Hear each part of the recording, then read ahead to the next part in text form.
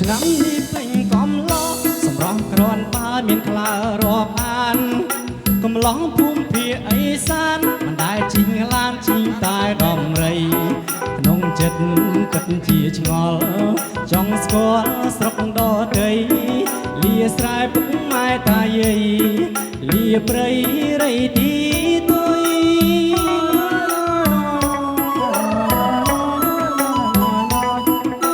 ក្នុងទំពួនសំរែចរាយពួយខ្មែរពូកែក្លាហានការងារណាធ្វើបាននេះមិនចេះបើកឡានតែចេះធ្វើទ្រូមិនលួចមិនសុំទានគ្រឿងញៀនមិនគិតគូនួនល្អងបងស្ម័គ្រយូយូតស៊ូស្នេហ៍ស្មោះត្រង់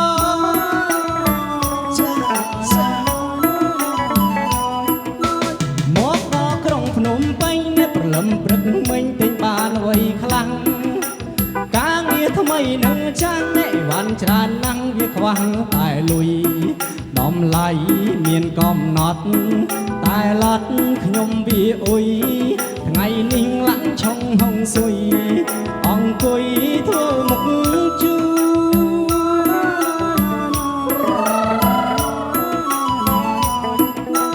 មកដល់កំពង់សោមមិនដឹងផ្សារក្រោមដឹងតែផ្សារលើដើររកការងារធ្វើដុំឃ្លាំងលើជាឈើសំណង់រែកដីវាយដុំថ្មកម្មករលីស៊ីម៉ង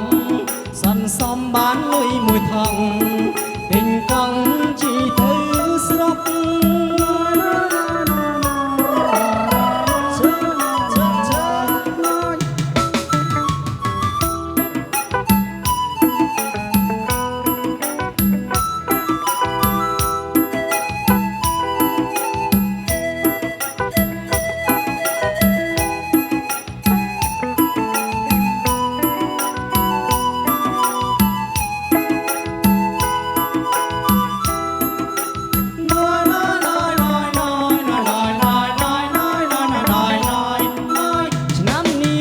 កំឡោះសម្រស់ក្រនបើមានក្លើរាប់អានកំឡោះភូមិភាគឦសានមិនដែលជីងឡានជីតែដំរីក្នុងចិត្តពិតជាឆ្ងល់ចង់ស្គាល់ស្រុកដតីលាស្រែពុកម៉ែតាយាយលាព្រៃរៃទីទុយ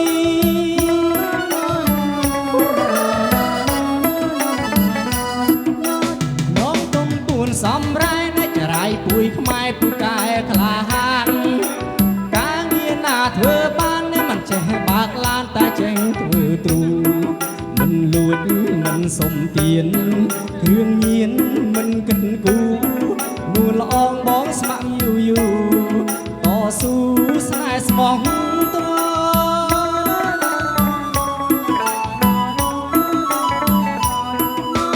មកដល់ក្រុងភ្នំពេញនេះព្រលឹមព្រឹកមិញទិញបានអ្វីខ្លាំងការងារថ្មីនឹងចាស់នេះវ៉ាន់ច្រើនណាស់វាខ្វះតែលុយតម្លៃមានកំណត់តែឡត់ខ្ញុំវាអុយថ្ងៃនេះឡាក់ឆុងហុងស៊ុយអង្គុយធ្វើមុខជូ